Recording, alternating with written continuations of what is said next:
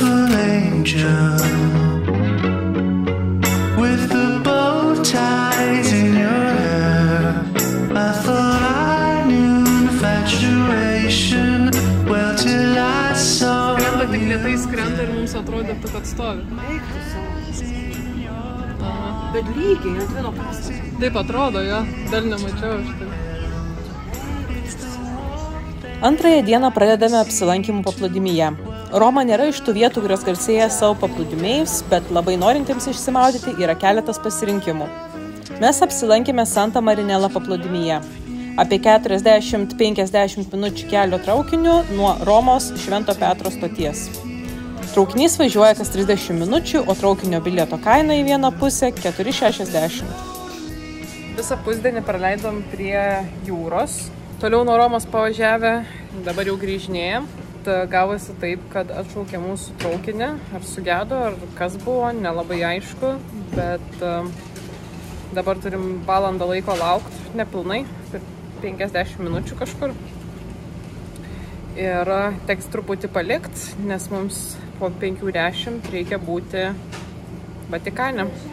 Laikas buvo paskaičiuotas, o dabar gaunas taip, kad mes jau biškį nesutelpam į tą laiką paskaičiuoti. Bet aš manau, per pusvalandį laiko nusimaudysim visi tą sūrų vandenį.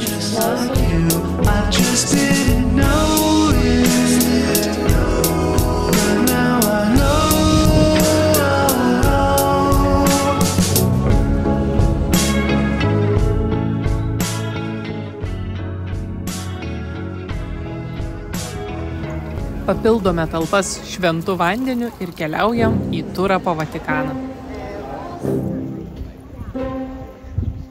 Į Vatikaną šiaip būtų užtekę eiti be gido, bet bilietų be gido nebegavau. Vėlgi teko pirkti bilietus per Get Your Guide programėlę. Sumokėjau už turą su gidu vienam žmogui 69 eurus. Dideli pinigai, bet turėjau čia patekti dėl vieno dalyko – Siksto koplyčios. Pačioje koplyčioje vesti turus draudžiama. Ten turi būti tylu, ramu, todėl stovime prie stendų, o turo gale jau apsilankysime pačioje koplyčioje. Siksto koplyčiai freskas kūrė ne vienas garsus to laiko dailininkas. Gražios freskos, bet aš čia atėjau dėl Michelangelo. Šaunuolis tas Michelangelas sukūrė mūsų taip mėgstamą freską Domo sutvėrimas, kuri puikuojasi Siksto koplyčios centre. Sveikatą susigadino koplyčią begražindamas vargšelis. Lubas nutapyti jam truko 4 metus. O paskutinio teismo šedevrą Michelangelas tapė net 6 metus. Čia viena užuomina atskleidžia, kad Michelangelas nelabai primdavo kritiką. Savo priešą, kuris iškritikavo jo kūrybą, jis įamžino freskos kampe su asilo ausimis. Patys matote. Na, o dabar tęsime turą po Vatikaną. Tai, ką mes matome atėję į Vatikaną, tai yra muziejus. Visos Vatikano valstybės neapeisite. Vatikanas yra pati mažiausia valstybė pasaulyje, kurios pilietybę turi vos 350 žmonių. Žinoma, visi jie šventieji. Vatikanas turi ir savo degalinę ir prekybos centrą, bet mums, paprastiems mirtingiesiems, ten vaikščioti negalima. Klausėm gidės. Vatikanas vienas didžiausių meno muziejų pasaulyje. Didesnę kolekciją turi tik Luvro muziejus Paryžiuje. Daug čia visokių grožybių, yra ir Leonardo da Vinci, ir Rafaelio darbų, net galva apsisuko. Nesu aš šiaip muziejų fanė. Ateinu pažiūrėti tik kažką konkretaus arba kai turiu atliekamą laiko. Kitaip tariant, nesugalvoju, ką daugiau veikti. Pasibaigus turui su gide, tiesiu taikymu pasileidome apžiūrėti Siksto koplyčios, kuri buvo šio turo finišas ir tikrai nenuvylė. Parodyti jums juos negaliu, betgi ir taip apstu internete šios koplyčios fotografijų. Tiesiog verta pamatyti ir savo akimis.